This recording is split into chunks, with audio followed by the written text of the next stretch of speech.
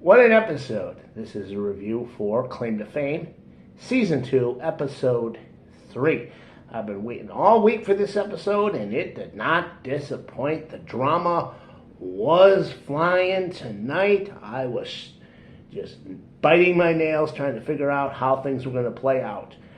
Last week I had predicted that Shane would be going home tonight unless she won immunity, which apparently she did. I was a little confused about the rules of the game and how Shane and Gabriel became captains, because just as it was about to begin, there was a weather alert.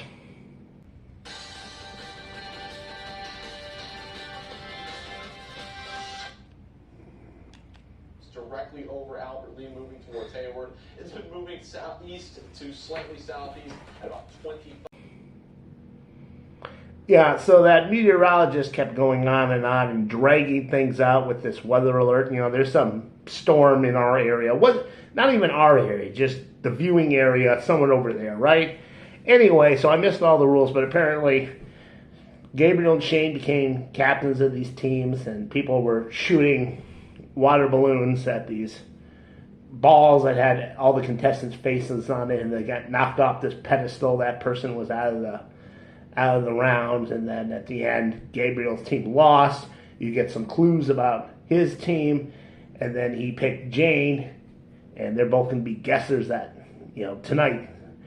Like I said, Shane, I still say she's on borrowed time. She'll probably get the axe next week unless someone else does, and that could be Hugo, because we heard Jane, she was talking about it. It's kind of obvious that he is the grandson of Jimmy Carter, but Jane even said that, and that could have been her guess, but she didn't go with him. She went with Chris because Monet gave her Chris's clue, which is, like Puppy Love, Teen Idol, 1970s, right?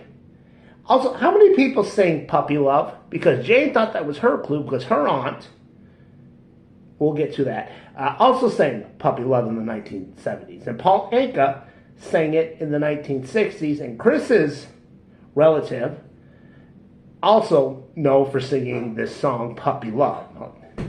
I heard that some of the clues on the wall could be applied to... Shut up!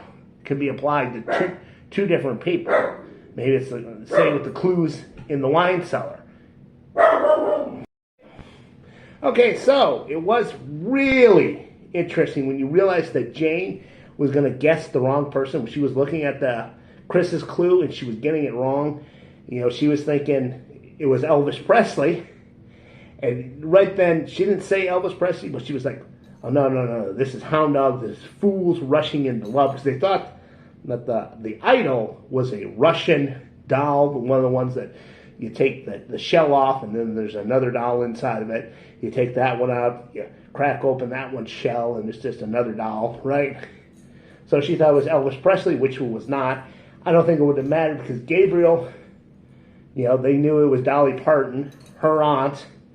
So Jane was going home tonight. And I think, they were implying that Shane and Monet, that's what they wanted, and they had somehow manipulated Jane into guessing the wrong answer, which I don't think was the case. I just think Jane guessed the wrong answer, and she picked the wrong person because, Hugo,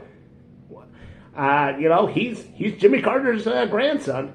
She had a sure thing there, right? Because Peace Prize and then Jimmy Carter. So obviously, Carter is, not Carter, Hugo is Jimmy Carter's grandson. Because she didn't go with him, she's out.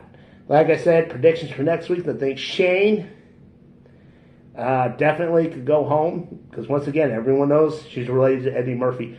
Hugo might be another possibility. It's just, did Jane tell anyone, he's Jimmy Carter's grandson before she left? I don't know.